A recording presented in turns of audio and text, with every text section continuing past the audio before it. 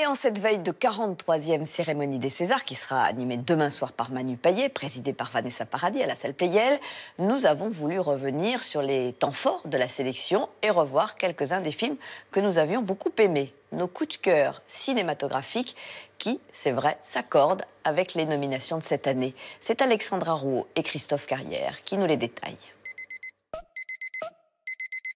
La 43e cérémonie des Césars, c'est demain. Aux commandes cette année, MC Manu Payet. Okay. Et il a déjà donné le ton de la cérémonie. Ce sera simple, basique. Les Césars 2018 seront éclectiques ou ne seront pas. Il y en aura pour tous les goûts. Et puis, je viendrai vous lécher tout de suite. Non. Du biopic électrique au film militant, du film de genre cannibale ou thriller agricole, à l'adaptation littéraire de Haut Vol, ou encore de la comédie, oui, vous savez, celle où on a vraiment ri. C'est trop risqué. Oui, voilà, bien sûr, d'accord. Cette sélection reflète très bien notre année de cinéma, une année de surprises, de rires, d'émotions et de découvertes. Grosse soirée punk en perspective. Même si pour Christophe Carrière, il y a des oubliés. Alors, ce qui est gênant, en fait, avec l'Académie des Césars, avec les votants, j'ai un peu l'impression que, des fois, ils votent au petit bonheur la chance. C'est-à-dire qu'ils ont un film qui leur plaît et ils vont cocher toutes les cases. Alors, c'est comme ça qu'on se retrouve avec les meilleurs costumes pour 120 battements par minute. C'est quand même terrible que, d'un côté, on va nommer, donc, les costumes de 120 battements par minute, et de l'autre côté, un film comme Valérian ne va rien avoir. Ça, je trouve ça assez injuste et snob. Côté émotion, on s'attend à un chouette moment. C'est la présidente Vanessa Paradis qui ouvrira la soirée en rendant hommage à Jeanne Moreau. On s'est connus, on s'est reconnus, on s'est perdu de vue, on s'est perdu de vue. Et celui qui a fait bugger tous les électrocardiogrammes à 120 battements par minute de Robin Campillo. Chronique des années Act Up et surtout sublime histoire d'amour. Alors on dit oui et on espère que sur les 13 nominations, il y ait un ex-aequo pour les deux espoirs masculins. Je t'ai jamais demandé ce que tu faisais dans la vie. Moi, de ma vie, je suis ses propos, c'est tout. La portée universelle du film, je pense, peut vraiment faire écho aujourd'hui et faire bouger les choses. Je sais pas, c'est une œuvre artistique, mais en tout cas, alerter ou faire prendre conscience. Il concourt aussi dans la catégorie meilleur film et meilleure réalisation. Mais il devra faire face à l'adaptation bluffante du livre de Pierre Lemaitre, Au revoir là-haut d'Albert Dupontel, qui a fait plus de 2 millions d'entrées. Moi, je suis un auteur que j'estime à juste titre confus et limité.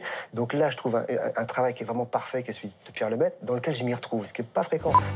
Côté comédie, 2 acteurs en lice. En un, évidemment, Jean-Pierre Bacri, qui nous a fait rire et qui nous a émus aussi dans Le sens de la fête de Nakache et Toledano. C'est du travail, vraiment, parce qu'ils font beaucoup de prises, ils sont hyper exigeants.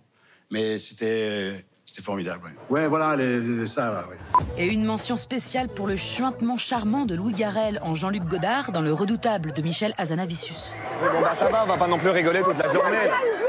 Il y avait un truc de comédie italienne qui me plaisait beaucoup, c'est-à-dire des éléments tragiques racontés de manière comique. Moi, je l'entends du bout du cœur. Côté biopic, il y a aussi celui de Mathieu Amalric sur Barbara. Vous faites un film sur Barbara ou vous faites un film sur vous? C'est pareil. Et si Jeanne Balibar aura de sérieuses concurrentes, comme notamment Juliette Binoche et Marina Foïs, c'est elle qui fut la plus intense en refaisant vivre le temps d'un film, La Dame en Noir. Barbara, elle fait partie de ces gens-là qui ont ouvert des voies. C'est possible de parler de soi, d'affirmer sa bizarrerie, sa fantaisie. Une année riche et intense aussi du côté des premiers films. Des réalisateurs audacieux tant dans les histoires que dans les genres. Léonore Serrail nous a offert un joli portrait de femme moderne. C'était ok. Hubert Charuel nous a fait trembler dans son thriller agricole. Qu'est-ce que ça fait exactement? Mais ce qui nous a littéralement retourné l'estomac, c'est le film Carnivore de Julia Ducournau. Et Christophe, lui, a un autre petit chouchou. Ma préférence va à Madame et Monsieur Adelman, parce que c'est d'une telle maîtrise. Le problème, c'est qu'elle va me castrer. Et vous savez très bien que j'ai plus beaucoup de couilles. Ah, c'est peut-être ça le problème. Tous ont une gourmandise de cinéma, vraiment. Ils ont envie ils ont envie d'en découdre. Et enfin, la nouveauté cette année, c'est le César du public qui récompense le film qui a fait le plus d'entrées. Et il sera remis à Red Dingue. On en pense quoi, Christophe? Est-ce qu'il y a un Oscar du public? Non, ça n'existe pas. Le prix, il est dans le résultat. C'est-à-dire que le film a fait le meilleur score en entrée. Bah, c'est parfait. Du coup, nous, à entrée libre, on se mouille, on n'a pas peur et on vous annonce déjà le vainqueur 2019. Samouraï. C'est la mayonnaise qui pique, qui pique. Elle pique tellement fort, t'as les yeux qui piquent. Samouraï.